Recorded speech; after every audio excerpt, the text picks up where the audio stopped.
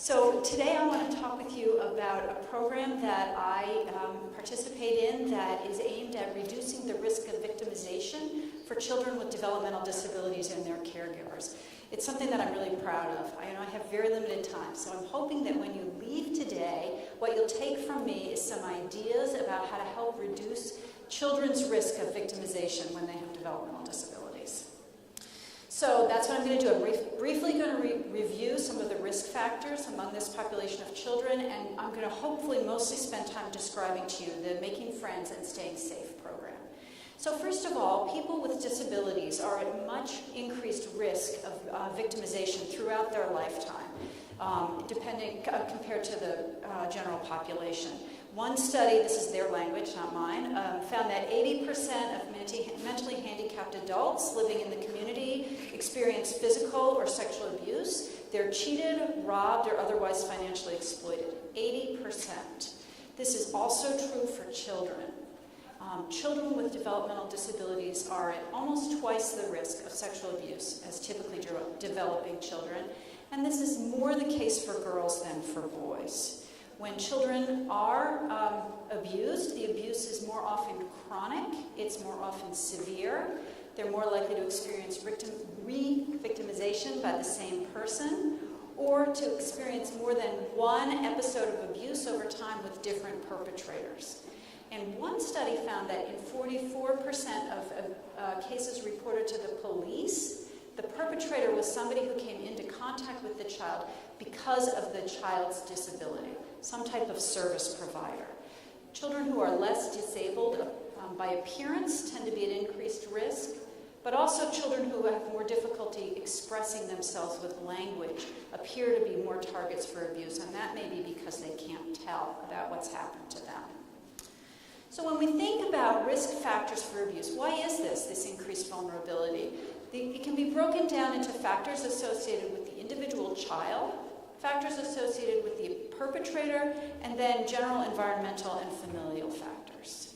Children are at greater risk when they have impaired communication, when they have cognitive impairments, or when they have a lack of knowledge about body rights, privacy, private parts, because they're less likely to be able to identify an abuse situation.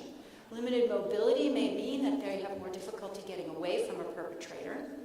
And then some of the social and emotional impacts of disability also can increase children's vulnerability. So when a child is socially isolated or is at a distance from their peers, they don't have positive peer relationships, when they have low self-esteem, they may be more vulnerable to someone that's going to take advantage of them. And finally, people with disabilities may be more dependent on others for their daily care and more socialized to be compliant with others. That can increase their risk. Children with disabilities come into contact with a greater number of caregivers, and some of those caregivers may be people who have sought employment in disability services because they knew that they would have access to vulnerable victims. So there are some people who choose this field because it gives them access, unfortunately. And then there are also people who are in disability services who are lacking in training and support and fall into abusive behavior with the people that they're trying to care for. In either case, these are helpers who are very much trusted by family members and caregivers of the children. And then there are some familial and environmental factors that can increase risk of victimization, including social isolation of families as well as the children, myths or misconceptions about people with disabilities, the increased caregiver stress that can be associated with taking care of a child with special needs, the fact that children with disabilities are more likely to be in out-of-home placement. And then also importantly, there are cultural attitudes and beliefs about people with disabilities that can reduce awareness in family members of their children's vulnerability. For example, the belief that no one would abuse a child with a disability, or that children with a disability are always with a trusted adult, so that must mean that they're safer. Or that because somebody with a disability can't have the same understanding of what's happening to them, they don't suffer from an abuse experience the way typically developing children do. Or that having a child in a specific type of environment will keep them safe or prevent the risk. These are all myths. These are all things that aren't true for children. So I want to talk with you about a risk reduction program that we have at Children's Hospital. It's called Making Friends and Staying Safe. It's a group therapy program for children.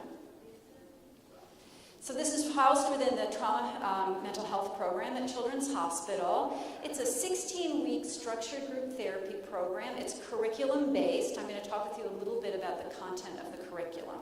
And we run this as a co-occurring caregivers and children's group. So the children meet together in one room, and at the same time their caregivers meet together in another room with group leaders. And the curriculum is parallel. The children and the adults are learning pretty much the same material.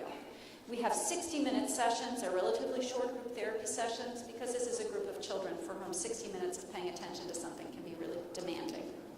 And because of the population that we serve in Los Angeles County, we offer the group in either English for caregivers or in Spanish for caregivers. We want this to be accessible to them in their language. The benefits of a group. Why do we do this in group? The most important impact of the group is reducing the social isolation for children and for their caregivers that raises the risk of victimization. For many of the children we work with, this is their first experience of belonging to a group of friends. They come every week knowing that these are other children that they like and who like them. And for many of them, it's the only time they've had that experience in their life. It provides an opportunity for the children to practice new skills with one another and also for the caregivers to practice with each other. And it desensitizes the participants to talking about sex education topics. So sex education is an important component of our group program, and it gives everybody, adults and children, an opportunity to practice talking about those with others and reduce the discomfort and stigma that's associated with it. It also places the education that we're providing into a normal developmental context. We're teaching this to you because this is information that all 12-year-olds need to have, or all 7-year-olds need to have, or all 19-year-olds need to have. We've done the group for children as young as 4 and as old as 19 and 20. We pitch it to their developmental level. But it's information that as you're growing up you need to have. It's not because there's something wrong with you. It's not because we see that you have a deficit. Look, see, here are these other children, great kids just like you, who are also learning this information. It really, again, decreases the stigma that so often these kids feel in many environments. And then finally, of course, a group intervention is a little more cost-effective than individual therapy, so there is also that advantage. For the caregivers, the social isolation piece is also incredibly important. Many of these parents have never had an opportunity to talk with somebody else who understands what it's like to be raising a child with autism, to be raising a child with mobility impairments, to be raising a child with intellectual disabilities. And many of them live in social environments where they are blamed for their children's difficulty, or where they and their child are excluded even from important family events. And so to have an opportunity to make connections with other parents who understand what their experience is like is one of the most important impacts of our group program. As I mentioned, we have this as a shorter than our typical group therapy session at Children's Hospital tends to be at minimum 90 minutes. These are 60-minute sessions, and they're very structured sessions. We start with hello time, we have a little bit of teaching, we have a little bit of practice, we have goodbye time. That's pretty much our group structure. And we have a low therapist-to-child ratio, 3 children per group therapist. All of our materials are presented both verbally and visually. We use a direct teaching approach. And we go at the child's pace with lots of checks for comprehension, lots of repetition, lots of opportunities for the children to rehearse what they've learned. We use specific reminder phrases. We talk with them about things like no, go, tell, which is short for say no, get away if you can, tell a helper. If somebody tries to give you a touch, that's not okay.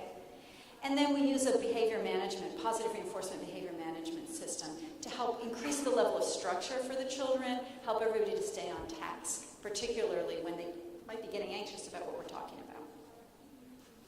So the content area for the group includes affect identification and expression. This is a crucial piece because the primary indicator that somebody is mistreating you is your own internal sense of discomfort. We want the children to be able to recognize their own feelings and report to the people around them about how they're feeling and why. So that's the first building block for our group program. We do some work around self-esteem and social skills, and then we spend a lot of time with the kids talking about personal space, body rights and privacy. We teach them, we call it the doctor names for private body parts. We practice saying those things. We teach them the difference between okay and not okay touches, and okay and not okay secrets, what to do if somebody tries to give you a not okay touch, basic puberty and sexual development, developmentally appropriate sex education depending on the age of the group of children, abuse prevention skills, no-go tell. We often have a self-defense expert come in at the end and teach the kids some self-defense skills, which they love, which is all about getting away if you can, right? That's the purpose of self-defense, is to be able to get away from somebody that's trying to take advantage of you. For the caregivers, the curriculum is parallel. We're teaching them the same information that we're teaching the children. We also are really providing them a lot of information and education about their child's developmental disability. Many of the parents that we work with have not had an opportunity to develop a really deep understanding of their child's disability, the fact that this is a lifelong condition, what to expect for their child's future. And this is an important opportunity for them to do that. So that education is really important, and that happens in the context of peer support with other parents who are raising children and needing to think about those same things. We also teach them and model for them empathy and respect for their struggles as parents and for the challenges that their children are facing as well. And then we include skill building strategies. So we teach the parents what the children are learning, and we help them with strategies they can use at home so to enhance their child's acquisition of skills. How to practice talking about feelings with your child at home. How to talk with your child about when is it okay and not okay to use your new vocabulary about doctors' names for private body parts. And how to enhance their children's autonomy and independence at home and reduce, as much as the child's capable, their dependence on others for self-care. Finally, the caregivers group allows the parents an opportunity to reflect on their own personal experience of adolescence and sexual development, what that was like for them, what they liked and didn't like about it, what they want for their children to experience as they go through their adolescence, and what their hopes are for their children in adulthood. And again, doing that in the context of relationships with other parents who are going through the same thing is very important. Finally, we're working with families from a number of different cultural backgrounds, and we want to be taking into account their cultural values about sexuality and what they want their children to be learning. We are helping them to understand our perspective as people who work with children with developmental disabilities and why it's important for them to learn the information, but always the parents are the ones who are providing the information to their children about their family's values, right and wrong, what their expectations are for the children. The group therapy program is a wonderful experience. The kids love it. The caregivers love it. The group leaders love it. We come to the end of our 16 weeks. We have a big, giant graduation celebration where they play some version of Jeopardy or a game to show how much they've learned.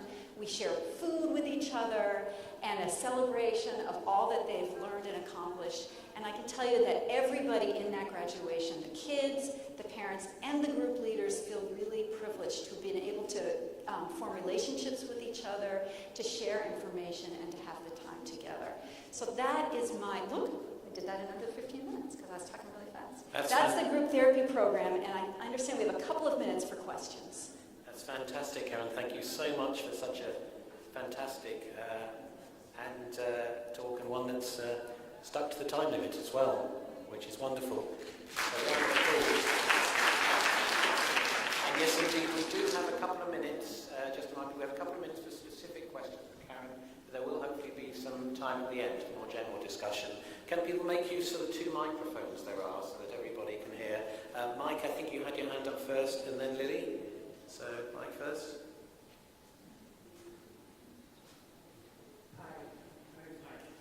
Can you hear me? Is this on? Should be, yeah. A few years ago, I participated in a similar group for parents, and I noticed that, first of all, a lot of parents had difficulty even conceiving of their children as having perhaps future sexual lives. Those were mostly teenagers, and even more so talking about it. But also, apart from that, there was also the whole fear thing of letting my child fly, and who knows where he'll fly. Is that what you found?